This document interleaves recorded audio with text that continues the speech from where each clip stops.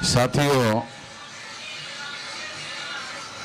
दिल्ली में राष्ट्रीय परिवर्तन मोर्चा नाम का एक संगठन बनाया गया है जो लगभग 83 छोटी छोटी पार्टियां, एससी, एसटी, ओबीसी, माइनॉरिटीज़ की 83 पार्टियां देश भर से इकट्ठा आकर उन्होंने एक राष्ट्रीय परिवर्तन मोर्चा नाम का संगठन बनाया।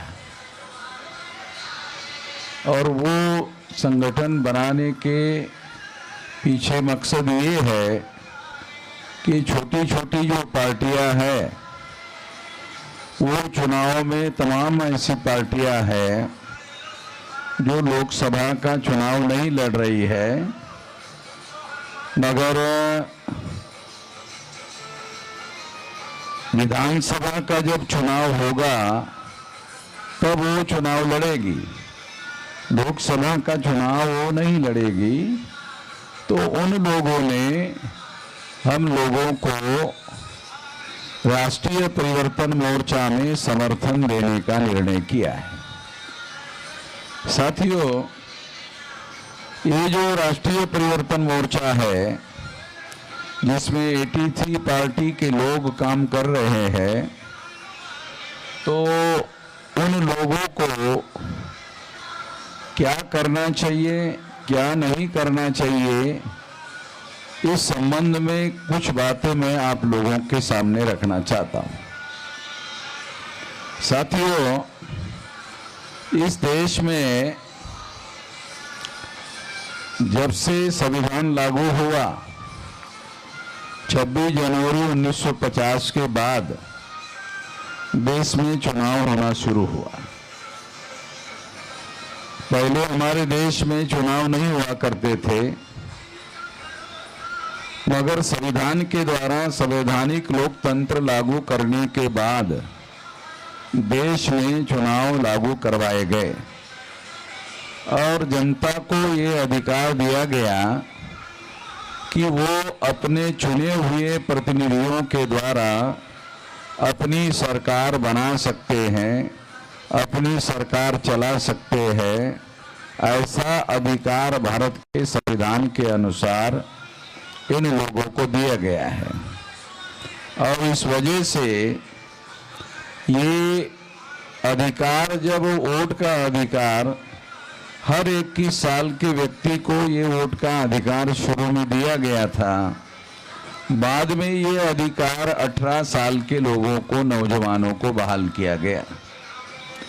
तो आज हम देखते हैं कि देश में जो व्यवस्था है, उस व्यवस्था में जो गैर बराबरी की सामाजिक व्यवस्था है, जैसे वर्ण सिस्टम है, तो वर्ण सिस्टम में जो वर्ण व्यवस्था में शूद्र माने गए लोग हैं, वो शूद्र माने गए जो लोग हैं वो पिछड़े वर्ग के लोग हैं। और जो शेड्यूल कास्ट जिसको संविधान ने मान्यता दी, वो ब्राह्मण धर्म के अनुसार उनको अस्पृश्य माना गया था। उन लोगों को भारत के संविधान के अनुसार उनको शेड्यूल कास्ट के तौर पर, अनुसूचित जाति के तौर पर मान्यता दी गई। और मान्यता देकर उन लोगों को संविधान में जो पहले अधिकार नहीं थे, उन लोगों को अधिकार बहाल किया गया। उसी तरह से जिनको आदिवासी कहा जाता था, उनको संविधान में शेड्यूल ट्राइब के तौर पर मान्यता दी गई। और इसलिए उन लोगों को भी, आदिवासी लोगों को शेड्यूल ट्राइब के नाम पर अधिकार बहाल किए गए। तो अगर हम लोग एससी, एसटी, ओबीसी इन लोगों की संख्या को ध्यान में रखें तो आपको पता चलेगा इनकी संख्या 74.5% है। अगर इनमें माइनॉरिटी के लोगों को मिला दिया जाए तो मिला देने से ये होगा कि निश्चित रूप से ये 85% के लगभग इनकी संख्या होती है। और ये संख्या 100 में 85% अगर हमारे लोगों की संख्या है तो निश्चित रूप से हम लोगों की संख्या बहुतायत है, बहुसंख्य लोग है। अगर हम लोग चुनाव के रिजल्ट का अध्ययन करें तो हम लोगों को पता चलेगा कि उत्तर प्रदेश में मायावती जब मुख्यमंत्री बनी थी तो उसको केवल 30% वोट पड़े थे। 30% वोटों के आधार पर मायावती उत्तर प्रदेश में मुख्यमंत्री हो गई थी। तो 31-32% वोटों के आधार पर कांग्रेस ने देश में 50-60 साल तक राज किया।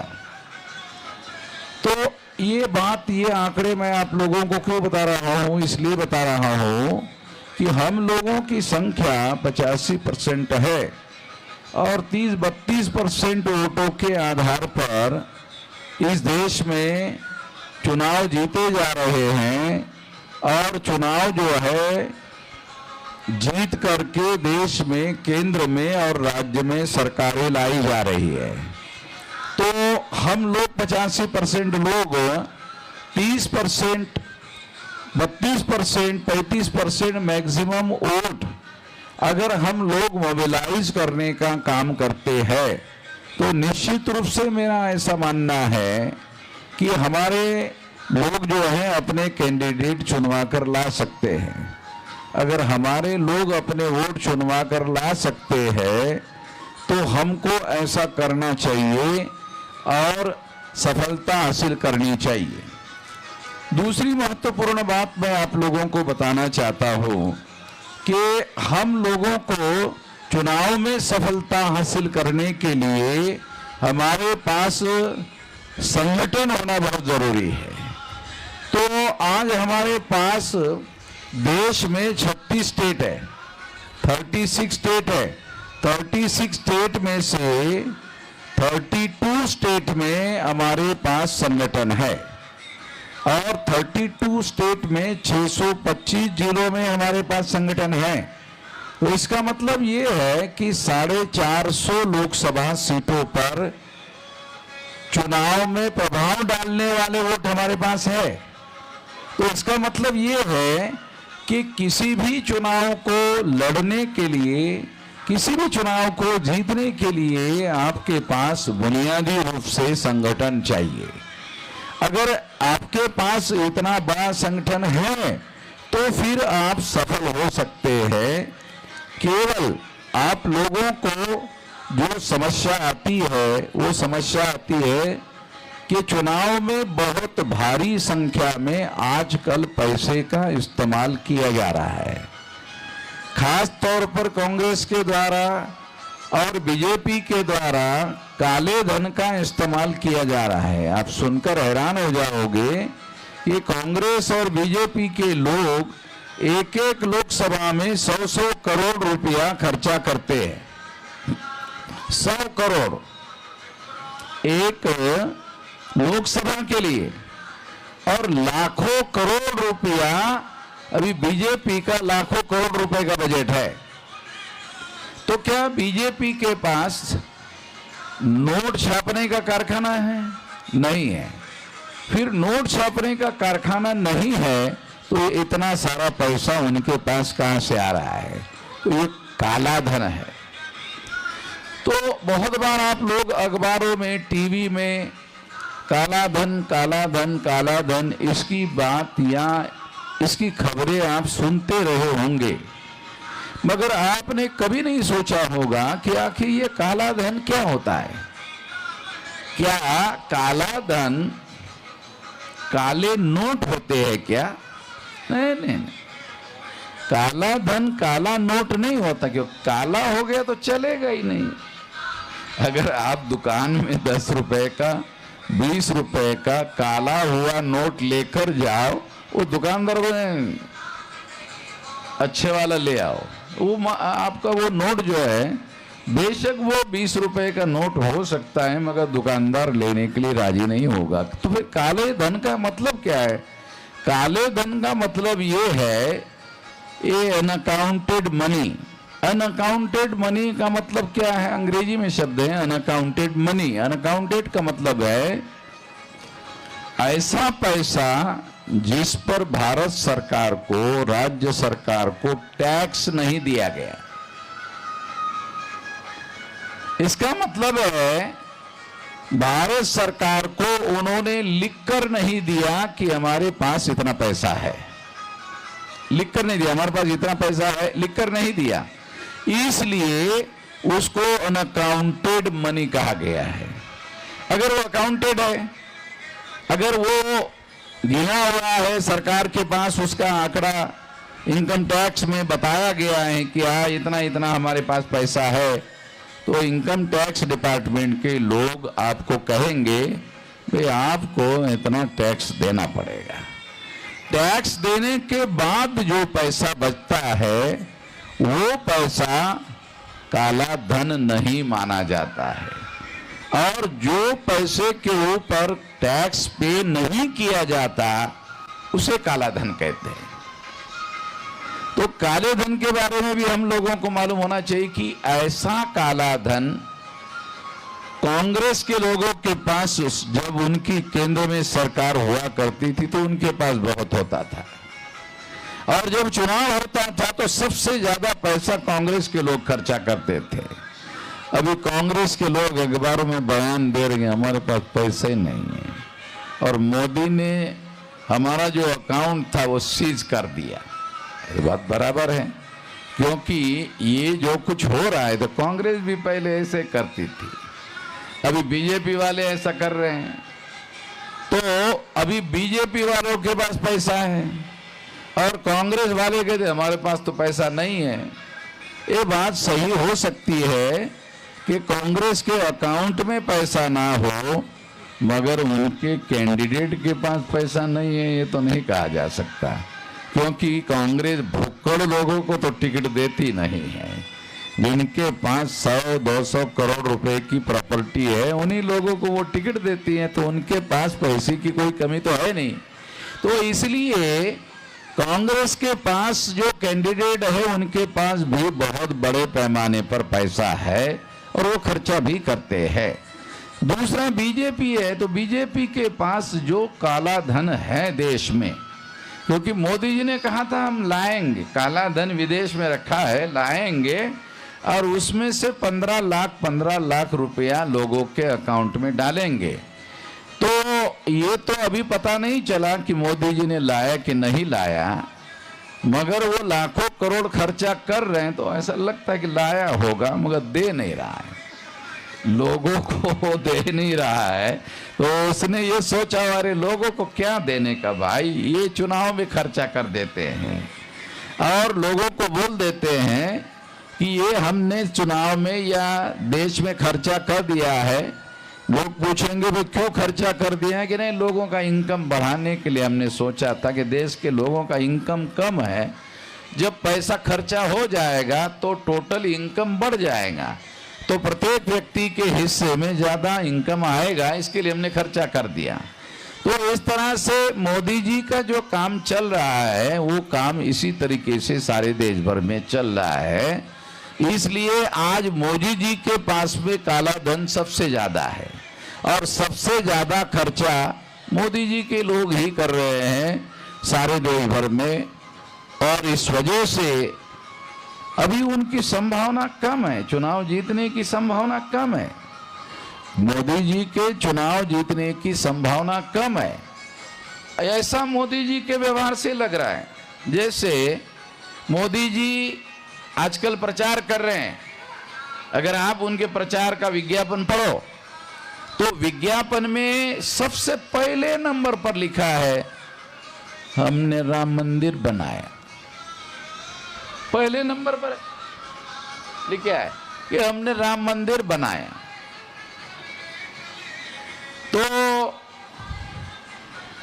लोग पूछ रहे हैं राम मंदिर के पहले क्या बनाया, क्या याद नहीं आ रहा है।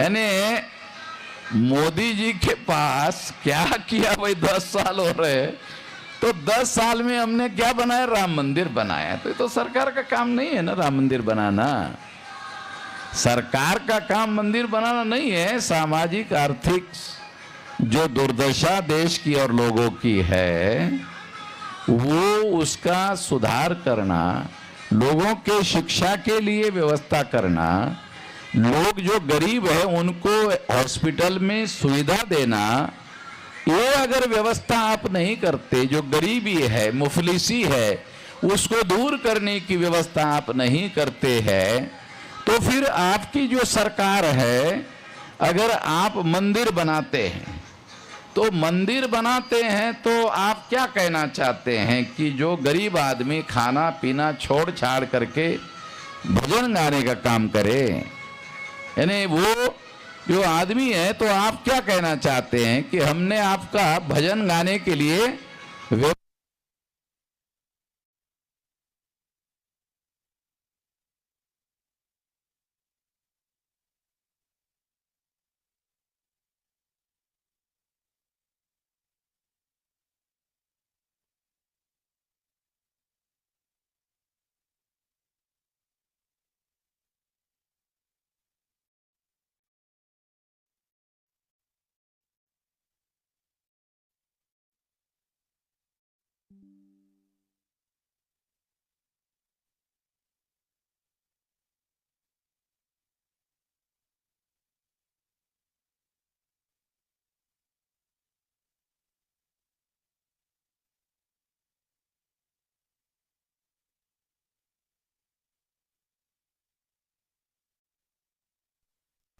हेलो, हाँ, तो इस तरह से अगर हमारा आंदोलन, मैं आपको बताना चाहता हूं कि हमारा आदमी चुनकर पार्लियामेंट में नहीं गया, चलो थोड़ी देर के लिए ऐसा बोलते हैं कि हमारा आदमी पार्लियामेंट में चुनकर नहीं गया, तो भी हमारी आवाज, जोरदार आवाज आंदोलन में उभरनी चाहिए।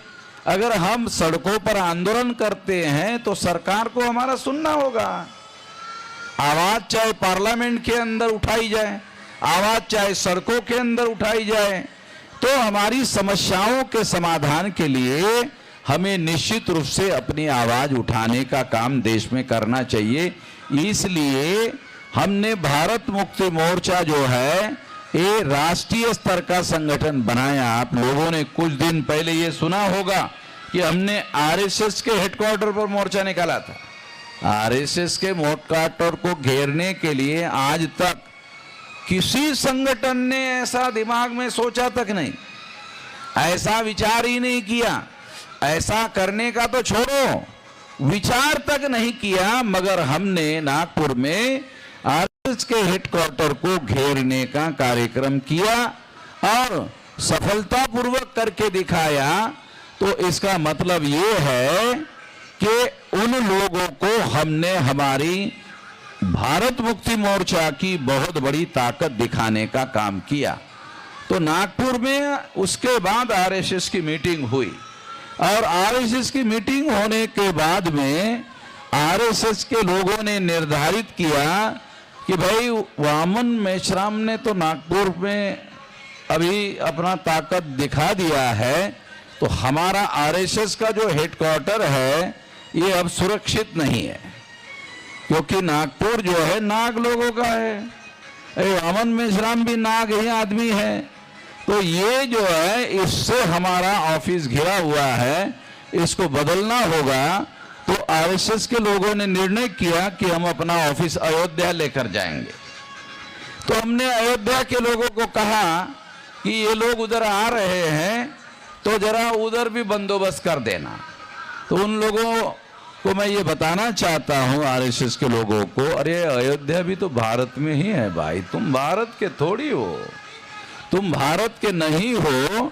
भारत के हर कोने में हमारे 85% लोग हैं। इसलिए हम लोग अपना आंदोलन सारे देश भर में, अगर हमारा आदमी चुनकर नहीं भी गया तो सड़कों पर हम विशाल आंदोलन सारे देश भर में चलाते रहेंगे और अपनी आवाज लोगों तक पहुंचाने का काम आज करते रहेंगे।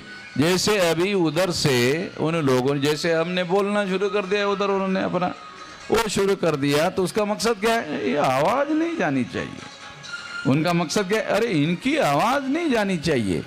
क्यों? क्योंकि वामन मेश्राम जो बोलता है साला, उसका जवाब ही हमारे पास है नहीं। जब उसका जवाब नहीं है तो फिर हम लोगों की बोलती बंद हो जाती है। इसलिए वो लोगों तक हमारी आवाज पहुंचाने के लिए दिक्कत खड़ी कर सकते हैं, मगर हमारा संकल्प कमजोर नहीं हो सकता। जैसे अभी आपने देखा वो अपना चिल्ला रहा है, मगर हमारा तो बंद नहीं हो, तो चालू ही है और वो चालू रहेगा। हम ये किसी प्रकार के अवरोध, देश में प्रधानमंत्री उनका, उत्तर प्रदेश में मुख्यमंत्री उनका, अभी छत्तीसगढ़ में शायद मुख्यमंत्री भी उनका ही है, कुछ दिन पहले तो कांग्रेस का था।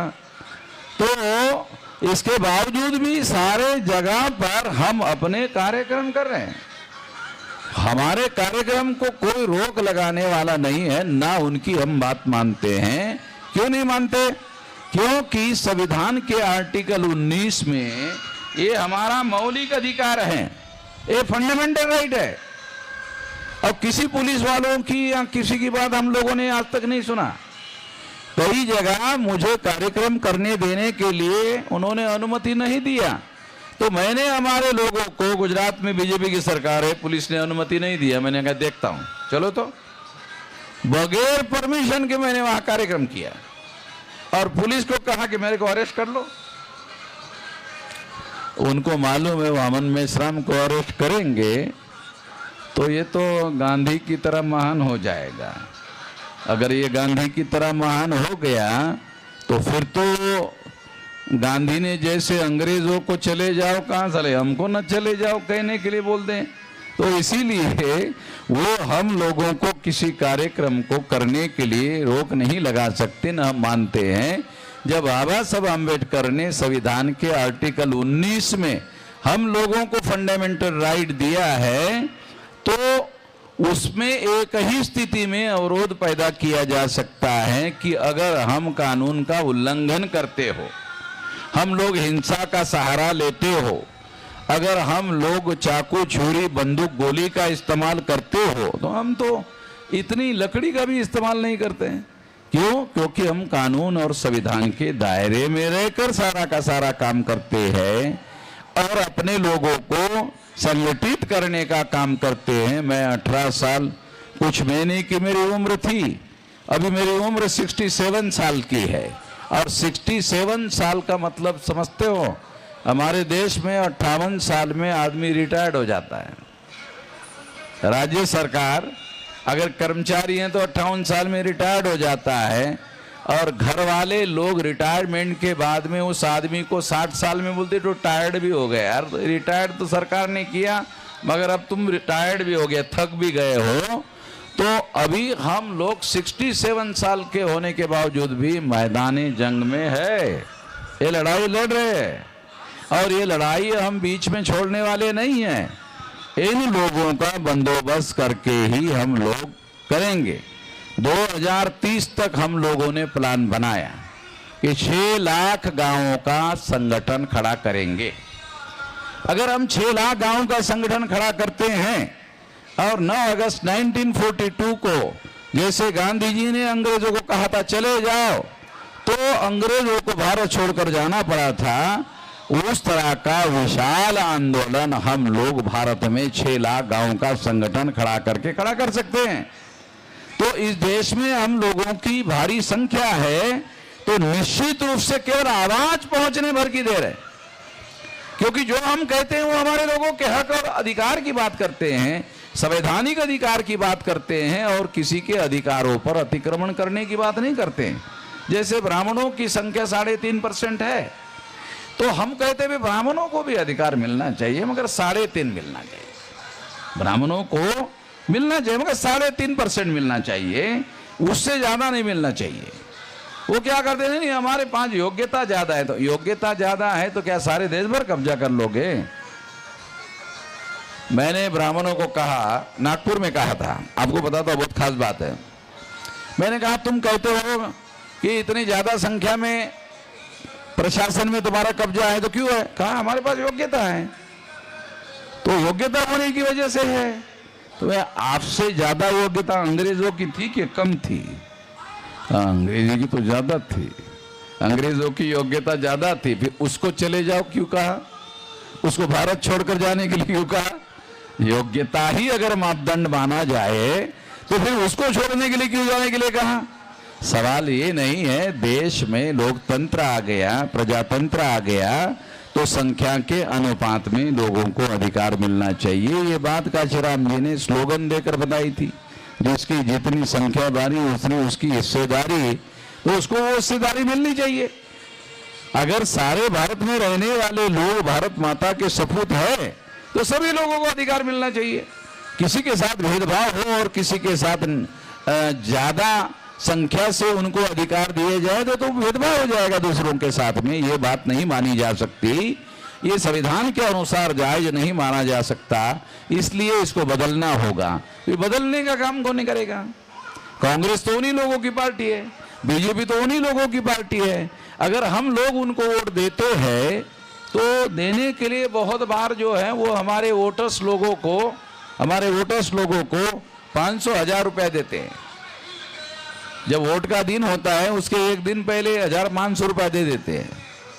तो हमारे लोगों को मेरा ये कहना है, अरे 500 रुपए आपको उन्होंने दिया और आपने एक वोट दे दिया, तो क्या आपको पता है 5 साल के दिन कितने होते हैं? 1 साल के 365 होते हैं और 2 साल के 750 होते हैं।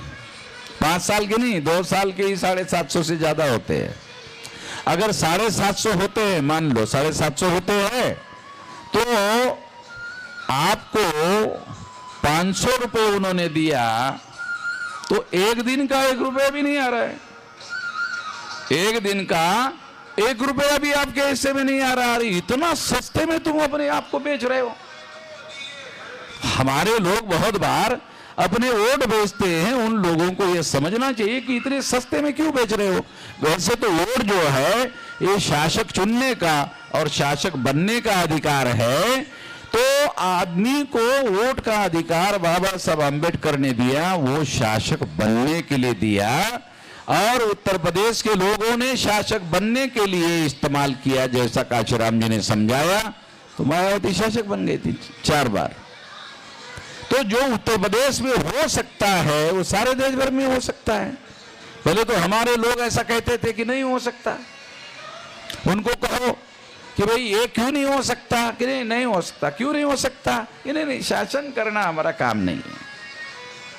शासन करना हमारा काम नहीं है। मैं आपको बताना चाहता हूं कि जिसके पास वोट का अधिकार है उसको शासन करने का अधिकार है। वो अपने वोट के आधार पर अपने आप को शासक बनाने के लिए वोट के अधिकार का उपयोग और प्रयोग कर सकता है और शासक बन सकता है। पहले ऐसा सोचा नहीं जा सकता था, मगर तमाम लोकतंत्र की वजह से बैकवर्ड क्लासेस के लोग मुख्यमंत्री हो रहे हैं।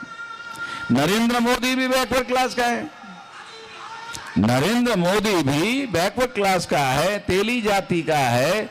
मनुस्मृति में लिखा हुआ है कि अगर ब्राह्मण ने तेली का मुख देख लिया तो उसका सारा दिन खराब हो जाता है।